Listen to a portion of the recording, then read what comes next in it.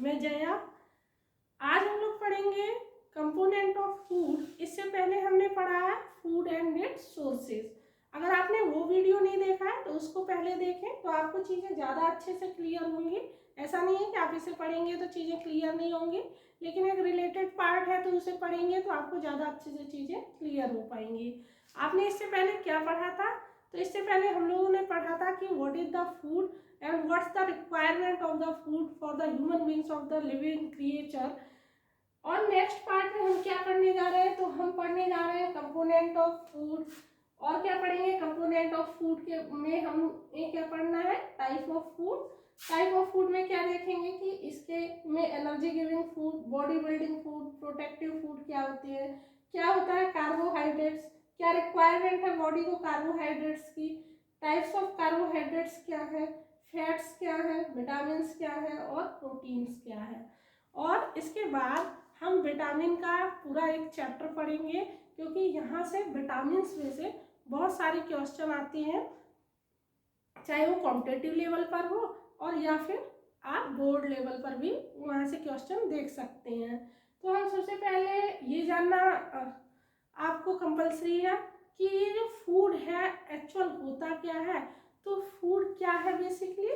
तो food chemical substance है जो कि बॉडी की ग्रोथ के लिए, मेंटेनेंस के लिए, रिपेयर्स के टिश्यूज रिपेयर के लिए और बॉडी की फंक्शन प्रॉपर फंक्शनिंग के लिए हमें कंपलसरी होते हैं। तो इस फूड में हमें क्या देखना है? आप बेसिक वर्क तो इसका समझ गए हैं कि फूड क्या करेगा। तो फूड आपको एनर्जी देगा। किस क्या करना है उस एनर्जी का?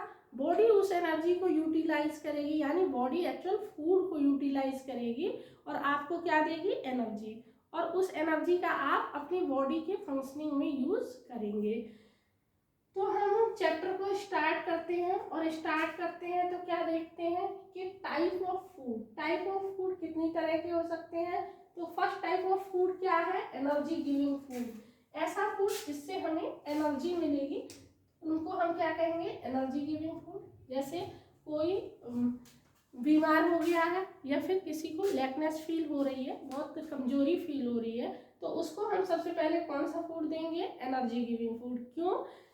हमें उस वक्त बॉडी बिल्डिंग फूड की बहुत नीड नहीं है और ना ही हमें बहुत ज़्यादा नीड है प्रोटेक्टिव फूड की। उसको एनर्जी फील नहीं हो रही है, एनर्जी लेस फील हो रहा है अगर, तो हमें क्या देना होगा उसे? Energy giving food. क्या होते हैं एनर्जी गिविंग फूड? किस चीज़ से हमें बेसिकली एनर्जी प्राप्त होगी? तो एनर्जी हमें प्राप्त होगी किससे? कार्बोहाइड्रेट से और फैट से। कार्बोहाइड्रेट जिन चीज़ों में पाए जाते हैं वो क्या है? जैसे अनाज है, सभी प्रकार के अनाजों में, जैसे मक्का है, गेहूं है, इन सब चीज़ों में हमें क्या मिलता है? कार्बोहाइड्रेट्स मिलता है। और फैट कहाँ से मिलेगा? जितनी भी ऑयल रिलेटेड चीज़ें होती हैं उनमें से हमें फैट मिलता है। जैसे फैट के सोर्स बहुत, एनिमल सोर्स से भी हमें फैट मिलता है और हमें प्लांट सोर्स से भी फैट मिलता है। हमने जब लास्ट चैप्टर पढ़ा था तो हमने ये देखा था कि जो फूड के सोर्स है वो दो सोर्स हो सकते हैं। कौन कौन से दो सोर्स हो सकते हैं? पहला सोर्स हो सकता है प्लांट सोर्स और दूसरा क्या हो सकता है? दूसरा हो सकता है एनिमल सोर्स। प्लांट सोर्स में तो हम बहुत सारे सोर्स आप देखते हो। एनिमल सोर्स में डेयरी प्रोडक्ट्स हैं। और क्या देखेंगे हम? दूसरा बॉडी बिल्डिंग फूड। ये क्या करेंगे? बॉडी को बिल्डअप करने में, बॉडी बिल्डअप का मीन्स मसल्स को बिल्ड करने में, बॉडी की ग्रोथ को इंक्रीज करने में, यानी बॉडी ग्रोथ करने में ये हेल्प करेंगे। तीसरा कौन है? Protective food. प्रोटेक्टिव फूड जैसा कि हम देख रहे हैं प्रोटेक्टिव वर्ड ही दिया हुआ है, तो प्रोटेक्टिव वर्ड का मीन्स क्या हो गया? ये ऐसे फूड होंगे जो बॉडी को डिजीज से या बचाएंगे, इसी को क्या कहते हैं? Protective food. इनमें बॉडी बिल्डिंग फूड्स में क्या आएंगे? जितने भी नाइट्रोजन रिलेटेड कंपाउंड्स होंगे, यानी कि जैसे कि दालें हैं, सभी प्रकार की दालें बॉडी बिल्डिंग फूड में आएंगी। इसके कुछ एनिमल सोर्स भी हैं और कुछ प्लांट सोर्स भी हो सकते हैं। तो जैसे सोयाबीन है, जैसे अन्य प्रकार की दालें हैं, जितने भी लिग्नस प्लांट है, जैसे मटर है, चना है, ये सब किसके पार्ट होंगे? तो ये बॉडी बिल्डिंग फूड में ही आएंगे। इसके बाद हम क्या पढ़ेंगे, प्रोटेक्टिव फूड। प्रोटेक्टिव फूड ये विटामिन है, और विटामिन हमें किससे मिलते हैं, ग्रीन लीफी वेजिटेबल्स से या फिर फ्रूट्स से। तो इनका बेसिक वर्क क्या है, तो विटामिन की बहुत बड़ी रिक्वायरमेंट नहीं होती है, लेकिन हाँ कंपल्सरी है, क्योंकि ये फाइट करेंगे अगेंस्ट डिजीज। ठीक है, तो आपको समझ में आ गया, क्या समझ में आया कि 3 तरह के फूड हो सकते हैं, टाइप ऑफ फूड में 3 तरह के फूड हो सकते हैं। पहला एनर्जी गिविंग फूड होगा, दूसरा बॉडी बिल्डिंग फूड होगा, और तीसरा प्रोटेक्टिव फूड होगा। तो एनर्जी गिविंग फूड में 2 पार्ट होंगे, कौन कौन से, पहला होगा कार्बोहाइड्रेट और फैट, और बॉडी बिल्डिंग फूड में क्या होंगे, रिच इन प्रोटीन्स, और प्रोटेक्टिव फूड क्या होंगे, विटामिन एंड मिनरल्स। अब देखिए, जैसे हमने यहाँ पे लिखा है कार्बोहाइड्रेट और फैट, तो सबसे पहले देखेंगे क्या होते हैं कार्बोहाइड्रेट और क्या होते हैं फैट्स। सॉरी, यहाँ पे लिखा हुआ है carbohydrates are one of the principal source of producing energy in our body. क्या है, कार्बोहाइड्रेट प्रिंसिपल सोर्स है किस चीज के लिए, एनर्जी को प्रोड्यूस करने के लिए बॉडी में। मेड बाय द, यहाँ से बहुत बार यहाँ से क्वेश्चन पूछा है कि कार्बोहाइड्रेट्स किससे मिलकर बने होते हैं, तो यहाँ पे कार्बो लिखा हुआ है, मीन दैट यहाँ पे कार्बन है, कार्बो, यहाँ पे हाइड्रेट लिखा हुआ है तो यहाँ पे हाइड्रोजन है, और उसके बाद ऑक्सीजन, यानी कि कार्बन, हाइड्रोजन और ऑक्सीजन का ये कंपाउंड है, जिसको हम क्या कहते हैं, कार्बोहाइड्रेट कहते हैं। ये क्या वर्क करेगा, तो बॉडी में एनर्जी प्रोड्यूस करेगा, जब बॉडी में जाएगा तो क्या करेगा, ये एनर्जी प्रोड्यूस करेगा, इसीलिए हमने इसको एनर्जी गिविंग फूड में रखा है। कार्बोहाइड्रेट 2 टाइप्स के हो सकते हैं, कौन कौन से हो सकते हैं, सिंपल कार्बोहाइड्रेट और कॉम्प्लेक्स कार्बोहाइड्रेट। सिंपल कार्बोहाइड्रेट किसे कहते हैं, अगर आप लोगों को कोई चीज नहीं समझ में आ रही होगी तो आप मुझे प्लीज कमेंट करिएगा, तो मैं आपको वहां से बता दूंगी। सिंपल कार्बोहाइड्रेट्स क्या होते हैं, सिंपल कार्बोहाइड्रेट शुगर है। अब शुगर का मीन्स यहाँ पे सिर्फ चीनी नहीं है कि आपने शुगर देखा और चीनी, कि हम तो चीनी नहीं खाएंगे तो हमारी बॉडी को एनर्जी नहीं मिलेगी। जितने भी तरह के आप कार्बोहाइड्रेट्स लेंगे उस सभी में अपनी खुद की एक शुगर इंक्लूड होती है, जिसको हम सिंपल शुगर कहते हैं। मीन दैट, जैसे इसमें क्या क्या आएगा, तो सुक्रोज आएगा, लैक्टोज आएगा। जैसे आप दूध, सादा दूध पिए बिना चीनी वाला, तो आपको तब भी दूध मीठा लगता है, नहीं आप लोग ज़्यादा चीनी डाल के पीते होंगे, इसलिए आपको दूध की एक्चुअल मिठास पता ही नहीं चलती होगी, आपको फीका लगता होगा, लेकिन एक्चुअल में दूध मीठा होता है। जो दूध की अपनी मिठास है उसी को हम क्या कहते हैं, लैक्टोज। तो ये सिंपल शुगर का ही, यानी सिंपल कार्बोहाइड्रेट का ही पार्ट है। तो सुक्रोज, लैक्टोज, फ्रक्टोज, यानी कि फलों में जो पाया जाता है वो फ्रक्टोज है। तो आपने क्या देखा, सिंपल कार्बोहाइड्रेट्स के क्या क्या पार्ट हो सकते हैं, सुक्रोज, लैक्टोज और फ्रक्टोज। ये क्या करते हैं, ये सिंपल कार्बोहाइड्रेट ब्रेक डाउन होंगे किसकी फॉर्म में, ग्लूकोज की फॉर्म में। किसकी फॉर्म में, ग्लूकोज की फॉर्म में। और ब्लड क्या करेगा, ये ब्लड में डिसॉल्व हो जाएंगे और बॉडी इसको यूटिलाइज कर लेगी। तो ये क्या होंगे, इजीली डाइजेस्टेबल होते हैं। जैसे आपने फल खाया, इजीली डाइजेस्ट हो जाएगा, दूध पिया, इजीली डाइजेस्ट हो जाएगा। तो ये क्या कहलाते हैं, सिंपल शुगर। सिंपल शुगर यानी कि सिंपल कार्बोहाइड्रेट। इसके बाद हम क्या पढ़ेंगे, कॉम्प्लेक्स कार्बोहाइड्रेट। कॉम्प्लेक्स कार्बोहाइड्रेट किसकी फॉर्म में पाया जाता है, स्टार्च की फॉर्म में। किसकी फॉर्म में, स्टार्च की फॉर्म में।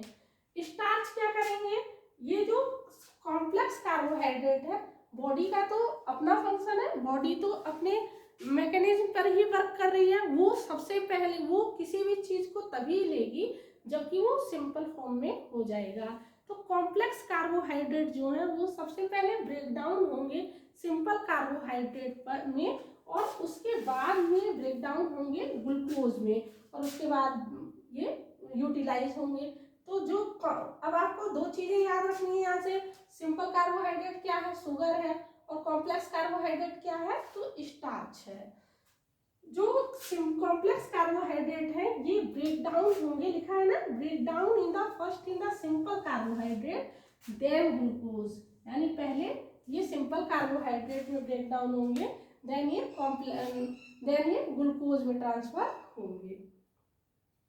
इतनी बात आप लोगों को समझ में आ गई है? अगर कोई बात नहीं समझ में आएगी तो प्लीज कमेंट करिएगा।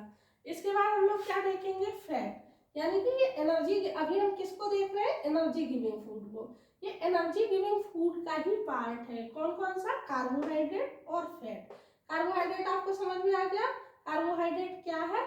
तो कार्बन, हाइड्रोजन और ऑक्सीजन का मिक्सचर है, जो कि क्या करता है? तो हमारी बॉडी को एनर्जी प्रोवाइड करवाता है। इसके बाद हम क्या देख रहे हैं? फैट। फैट क्या है? तो fat are the composed by the carbon, hydrogen and oxygen, यानी जिस चीज से मिलकर के कार्बोहाइड्रेट बना है उसी चीज से मिलकर के फैट भी बने होते हैं। एक ग्राम ऑफ फैट, ये बहुत इंपॉर्टेंट पार्ट है। A gram of fat release twice the energy released by the same quantity of the carbohydrate, यानी जितनी मात्रा में कार्बोहाइड्रेट एनर्जी प्रोवाइड करेगा उससे जस्ट डबल एनर्जी प्रोवाइड करेंगे कौन? फैट। यानी अगर 1 ग्राम आपको फैट, 1 ग्राम कार्बोहाइड्रेट मान लीजिए 2 जूल की एनर्जी प्रोवाइड करता है, तो जस्ट डबल यानी 4 जूल की एनर्जी प्रोवाइड करेगा कौन? तो फैट। अब क्या कह रहा है कि प्रोटीन क्या होते हैं?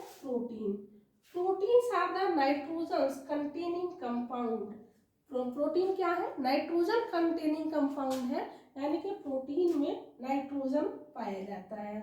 Made of several small unit of amino acid, यानी बहुत सारे अमीनो एसिड के छोटे छोटे यूनिट्स से मिलकर के कौन बने होते हैं? प्रोटीन बने होते हैं। प्रोटीन क्या करते हैं? तो ये आपकी बॉडी, यहाँ पे ये किसका पार्ट है? आप क्या देख रहे हैं? रिच इन प्रोटीन किसका पार्ट है? तो बॉडी बिल्डिंग फूड का पार्ट है। तो ये क्या करेंगे?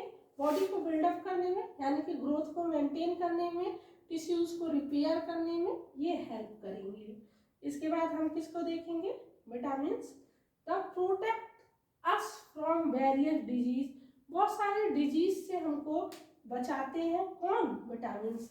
विटामिन, अब देखिए एक बहुत इंपॉर्टेंट पार्ट है कि लोग कहते हैं कि फैट खाने से ये होगा, फैट खाने से वो होगा, लेकिन फैट आप जानते हैं कि आपके ब्रेन का लगभग 60% पार्ट फैट से ही बना है। अगर आप फैट कंज्यूम नहीं करते हैं तो आपका ब्रेन प्रॉपर फंक्शन नहीं करेगा।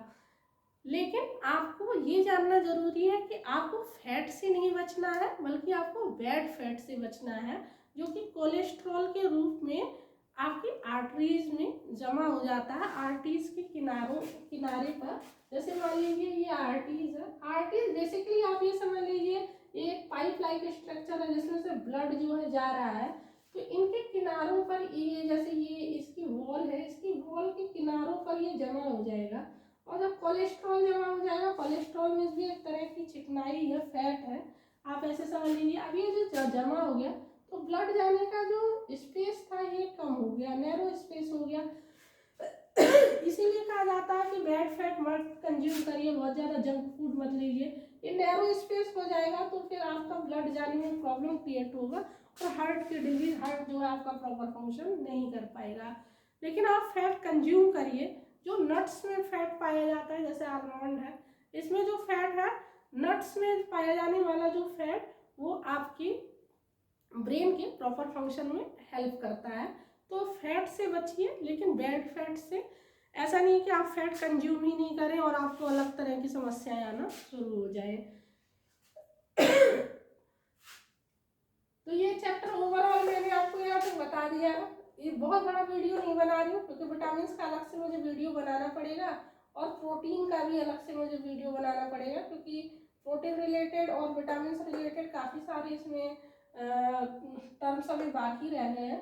इसलिए एक छोटा ही वीडियो मैंने बनाया है। इसका नेक्स्ट पार्ट मैं, आप लोग बताइएगा कि आपको कैसा लगा, उसके बाद मैं इसका नेक्स्ट पार्ट बना दूंगी।